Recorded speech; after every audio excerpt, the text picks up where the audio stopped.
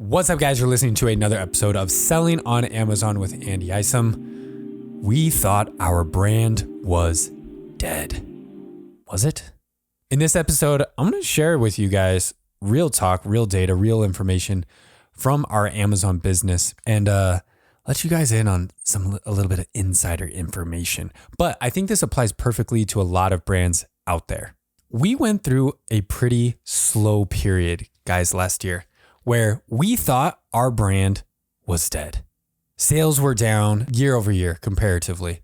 So if we compare all of 2023 to all of 2022 or 2021, our sales were trending down. I mean, not crazy down, but down to where, you looked at, okay, October of 2023 versus 2022, it was down. November, it was down. December, it was down. It was still good. Like, we still had good months, don't get me wrong, but it was down compared to the year before.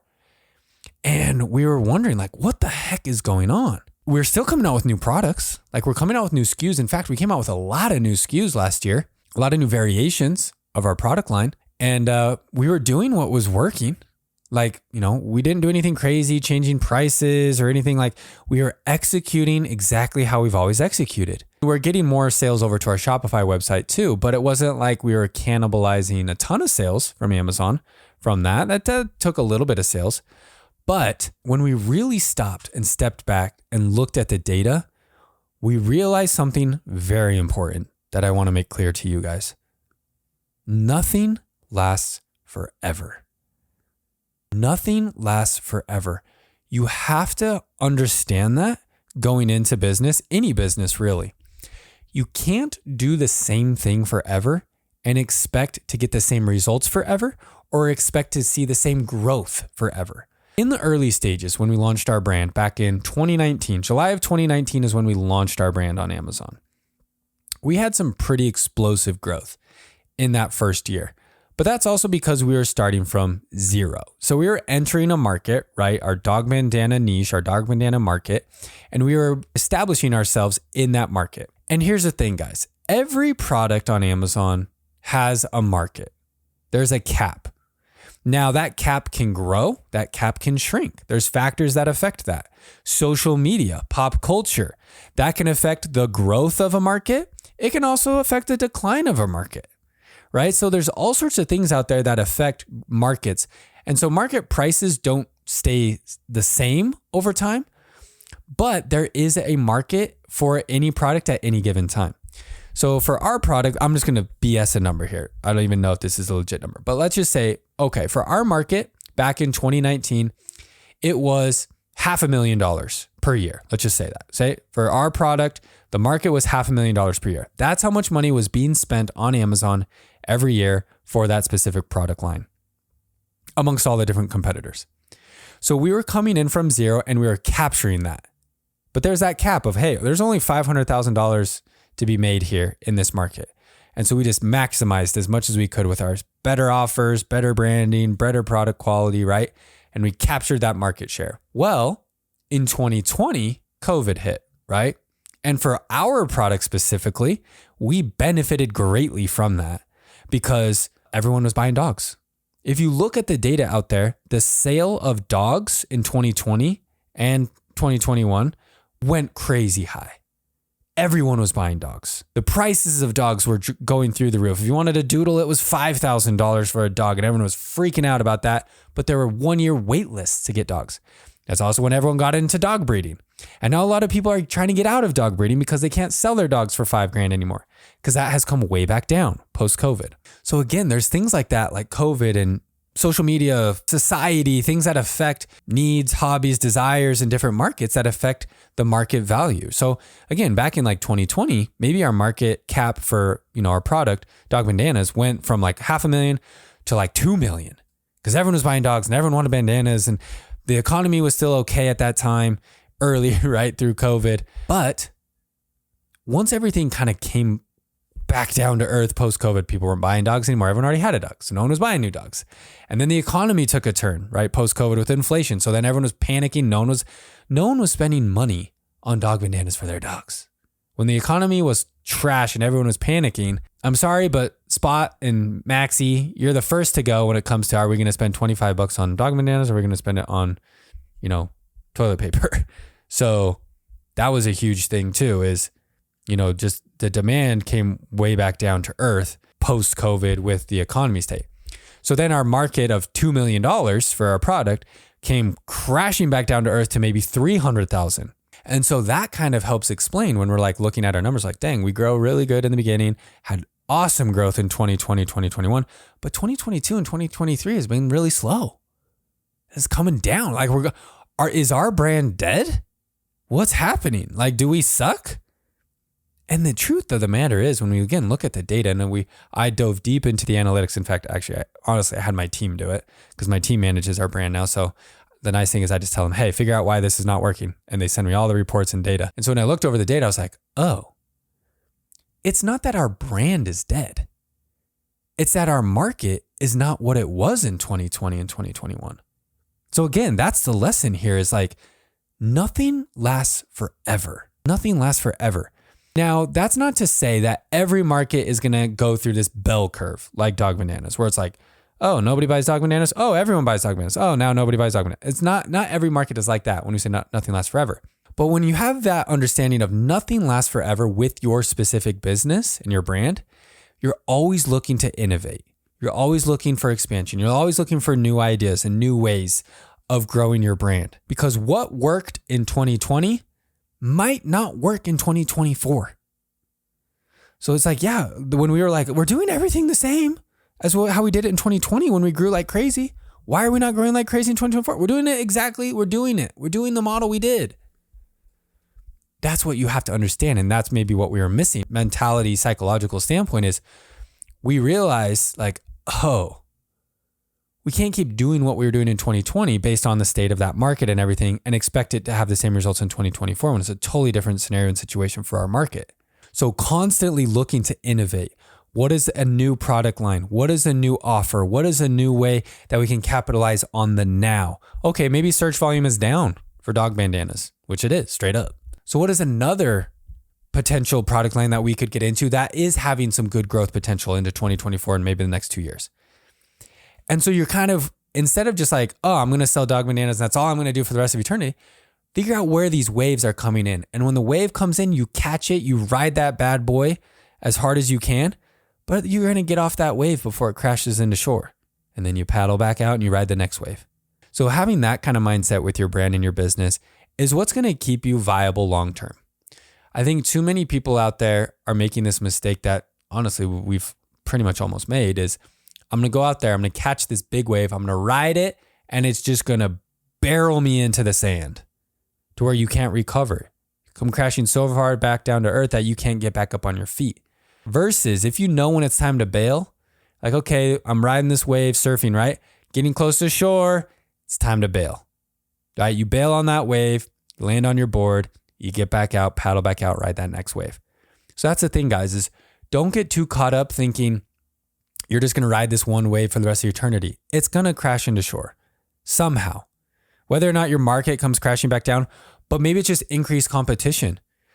And it's understanding that too, like, hey, I'm in early. I'm one of the first people to sell whatever this product is. But understand, in the next year or two, there's going to be a bajillion people selling this product. It's going to drive the price down. You may not be able to compete at those price points. Great. Jump off the wave, paddle back out, ride the next wave. But at least you still have that brand equity that you can leverage for that next wave. That's the thing. That's the thing that I think we're not looking at. I'm using this riding surfing analogy today for our episode. But think about it. Every wave, like if you're surfing, and if you don't surf, just imagine that you surf, right? Or imagine a surfer out in the ocean. What do? There's a whole bunch of surfers out there. You're all sitting out there, sitting on your board, trying not to get bit by a shark.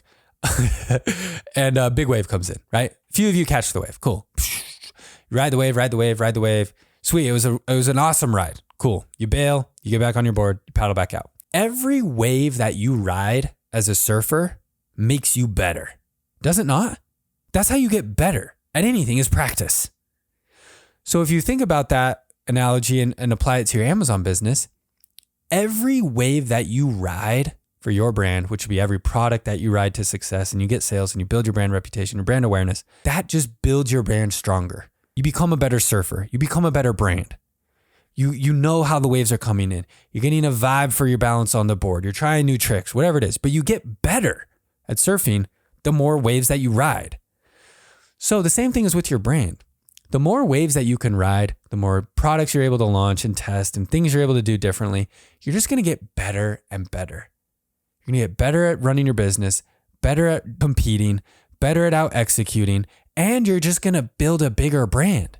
Think about the other surfers out there. The other surfers are your competition, right? And in the same way, when you're riding a wave, like you kind of, look at the other dudes around, you're like, hey, I got this one. And, a few of you guys start paddling and you kind of like, okay, I'm bailing because he's got this one. He's got the better angle. He's, in the chute better, whatever. Those are your competition out there, competing for waves. And the more waves that you grab and you catch and you ride, guess what? Your competition is going to notice. They're going to be like, dang, this dude's legit. This dude is shredding these waves today. And so one, you're going to build more respect in your market, in your niche, in your community. And, you're just going to be better and people are going to take notice, right? But then from the perspective of the standby watchers on the beach, right? People chilling on the beach, which is, me a lot of the time because I'm not that great at surfing. You're like, dang, those dudes out there are shredding. Like, and maybe you start to notice, oh, that one dude has been crushing it. He is just like going nuts out there on those waves. Your customers notice. The more waves you ride, the more products you launch, the bigger your brand gets, the more awareness you grow, that builds your brand reputation to where people trust your brand. They look forward to your brand. They want to follow your brand. So the more waves you can ride, that's only going to help people respect you more from a customer standpoint, from awareness standpoint. Just like those people on the beach that are watching the surfers, like, dang, that kid in the red shorts is good. He's good. I'm going to watch him. And again, with Amazon, it's like, I'm going to buy their products. So understand, guys, nothing lasts forever. You can't ride this one wave and just crash it into the beach. You always got to be looking to expand. Another analogy that I was thinking of for this episode too was like a Nike. I come back to Nike so many times because, I was reading Shoe Dog a couple years ago and the story is super inspiring, but just watching Nike operate, love or hate Nike, you got to respect the biz, dude. They are the best. They are the best in the sports world. But what they do really well is they also understand nothing lasts forever. Nothing lasts forever. And from every element of their business model over the past 30 years or whatever, since they've been operating, right? They're not selling the same shoes that they sold in 1990. They're not selling the same clothing. Heck, they don't even sell golf anymore. There's full departments that they've shut down. Guys, remember when Nike golf was a thing? For those of you who golf, I have Nike golf clubs. I own Nike Victory Red Tiger Woods Edition golf clubs. I got them in 2009. It was my high school graduation gift from my dad. They don't make golf clubs anymore. Nike, they got the money. Trust me, they got money to have a golf club line. They don't make golf balls anymore. Straight up. They just realized this is not part of our strategy. And so we're not going to sell these anymore. Straight up, just shut down Nike golf equipment. And then again, like with their clothing, apparel, other lines, it's like there's stuff that they just don't make anymore. Or it's different. Like they innovate and they elevate and they change. Like the Nike Shox shoes that were like all the rage in like the early 2000s. Remember when Nike Shox were cool? How many people do you see wear Nike Shox nowadays? They don't even do they even make Nike Shox? Not really. It's not a thing anymore. They realize like, we're not just going to keep trying to sell Nike Shox forever. It's going to come and go. So ride the wave, get off the wave, get on the next wave. And then even like with their endorsements, Tiger Woods, guys, used to be one of the highest paid endorsers of all time back when he was with Nike. Nike flat out ended their deal with Tiger. And I don't think I know there's like the whole Tiger Woods controversy. I'm not going to get into that. And we know that there was that issue where he lost some endorsements, but he gained them back. He gained his endorsements back. And again, love or hate Tiger Woods. I'm not getting into that. But point being, Nike ended their endorsement deal with Tiger Woods recently. He's no longer endorsed by Nike. Nike realized that wave is reaching the shoreline. It's time to get off that wave. And it happens with all sorts of other brands and companies and endorsements and deals. Think about it with a professional athlete. Aaron Rodgers. I think Aaron Rodgers is a great example. Pro NFL quarterbacks, I think, are a great example of this. When I was a kid, it used to drive me nuts when I'd see like a great quarterback get traded away. Like in his Brett Favre. Like, maybe not in his prime, because technically he's not in his prime, but like Brett Favre, amazing career, great quarterback, Green Bay Packers. And then it's like, what the crap, Packers, are you doing? You're getting rid of him? It's Brett Favre. And then the Packers did it again with Aaron Rodgers. Aaron Rodgers is MVP in the NFL. And like the next season, they're like, and we're done with you. Trade. Why would you do that? And it's not like Aaron Rodgers still can't play. The dude can play. I mean, when he's not hurt, bless his heart. Tom Brady, another great example. He wins 5 Super Bowls, I think, with the Patriots, right? Incredible career with the Patriots. Dude is still balling out there at like 40. And what do the Patriots do? They let him go. They let him go. And then what does he proceed to do, Tom Brady? Win the Super Bowl with the Buccaneers. And so again, as like a fan of the game or a fan of the Patriots more specifically, you're like, what are we doing? Why on earth would we trade Brett Favre, Aaron Rodgers, Matthew Stafford? Same thing. Matthew Stafford gets traded and wins the Super Bowl the first year with the Rams. My Rams, shout out. But all these NFL quarterbacks that like have amazing careers, they're great players, and then their teams are just like, release, trade. Why would they do that? They realize their wave is coming to shore. Could they ride it out? Could they squeeze out another year or two from Aaron Rodgers or Brett Favre or Tom Brady? Yeah, they could. They could. Just like you could ride your wave a little bit further to shore. Everyone has to make a decision. Just like every surfer out there has to decide, should I ride this wave or not? Is this my wave? When should I get off the wave? So for these teams, when I finally understood this, I was like, because again, as a kid, when I understand, like, why on earth would they do this? They're dumb for getting rid of these quarterbacks who go on and win Super Bowls with other teams. These teams understand they can't ride this wave crashing into the beach or they won't be able to recover. Yeah, it sucks. You might think, I can ride a little bit longer. It might suck to bail on the wave and get off. But guess what? If you do that, there's going to be another wave to get on.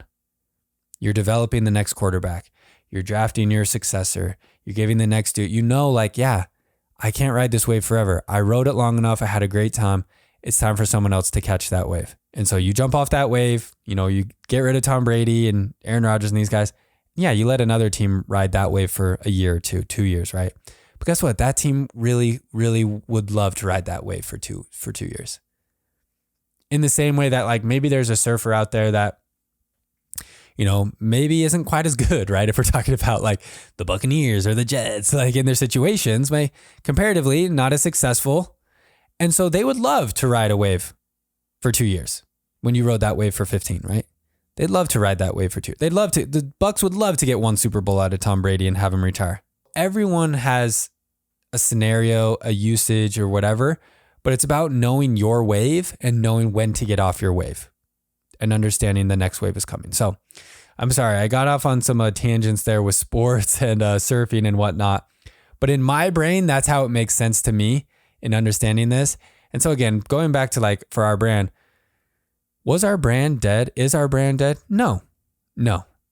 We're just coming to the end of this wave. We really are. Like this wave is coming to an end. Yeah, I'm not saying when you jump off a wave, you have to completely stop selling a product, but it's just understanding like that may not be your best product for the future. Or it might not sell as much as it did in 2020. And that's okay. Get on the next wave, find the next wave that's coming in, and make sure you're prepared to ride that and just ride as many waves as you can to keep building that brand up. Guys, I hope you enjoyed this episode. I would love to hear your review. If you haven't already reviewed the podcast, I'd love to read it.